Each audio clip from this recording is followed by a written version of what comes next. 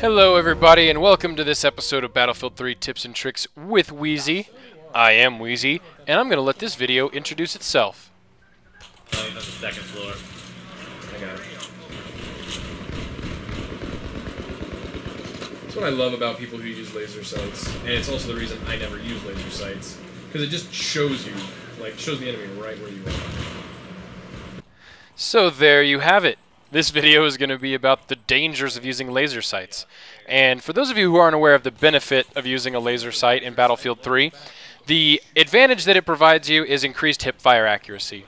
And for the most part, I think you'll find, or hopefully you will find, that hip fire in Battlefield 3 is, even with a laser sight, isn't as effective as aimed fire. There are some exceptions like the MP7. We're not going to get too detailed into that. What we are going to talk about is the dangers of using a laser irresponsibly.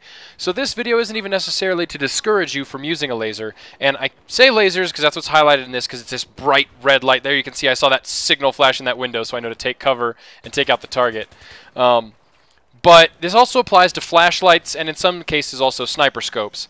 Basically anything that gives away your position if the benefit that you gain from having it isn't something that's going to benefit you but rather hurt you. So in these clips what you see is me seeing targets that I wouldn't otherwise have noticed because their laser is shining in my face from a long distance away. And lasers by their nature, by increasing hipfire accuracy, are designed to be used up close. So if you have your laser on and pointed at an enemy at long range, you're going to have a bad time. So for some of you who may not know that on Battlefield 3 you actually do have the option to turn your laser on and off. And if you are a person who really enjoys using a laser, then make sure you utilize that, and whenever you are facing out beyond a very close distance, and even when you're sprinting, because I'm not sure if you're aware, when you're sprinting and your gun is held sideways as you're running, that laser will shine sideways so that people can actually see it, shining at them from a distance. So if you're not anticipating using that laser in a close quarters engagement, turn it off. But I would suggest, and my own personal motto on lasers is essentially, I don't use them. On rare occasions when I'm using like a PDW, I might throw one on if I'm playing on like a close quarters map, or if I'm going to be in a more close quarters environment, and I'm going to be very diligent about keeping my laser off when it shouldn't be on.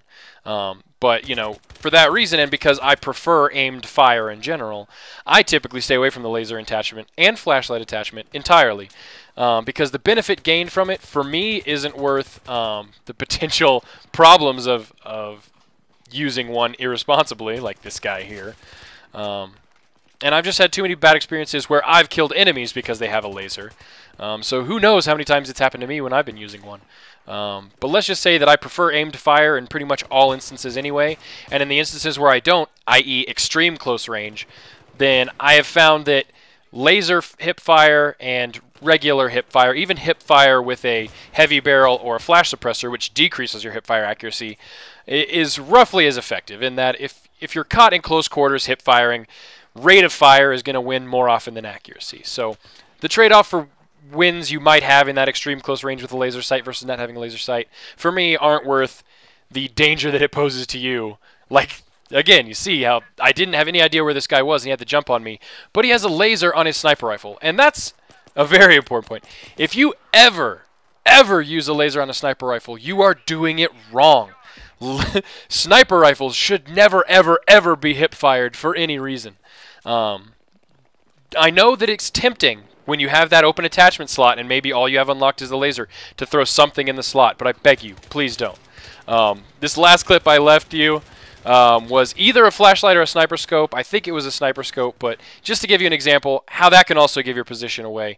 So if you take one thing away from this video, it's, if possible, don't use lasers, don't use flashlights. Obviously, you're going to need to use sniper scopes, but be responsible with that as well. And if you're going to use a laser or a flashlight, turn it off when you're in a situation where it won't benefit you. This has been an episode of Battlefield 3 Tips and Tricks with Wheezy. I hope you enjoyed, and I'll see you guys next time. Goodbye.